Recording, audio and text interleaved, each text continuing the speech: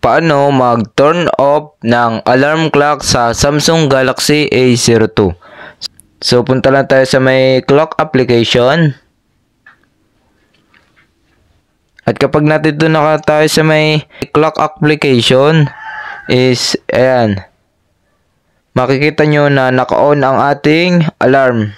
Itong ating dalawang alarm na nakaset dito sa ating Samsung Galaxy A02. So, paano nga ba siya i-turn off para hindi na tumunog uli? So, click nyo lang itong button na to. Ayan. Once na nawala yung gantong kulay niya, yung blue do sa kanyang button, is automatic na naka-off na ang ating alarm clock. So, ayan. Sample pa natin itong isang alarm natin. Ayan. Off lang natin. At yan, may nakasulat din naman na all alarms are off. So, lahat daw ng alarm na nakaset natin is naka-off. Kapag wala dito, ayan, kapag wala dito sa button na ito, yung kulay blue. So, yun lang guys.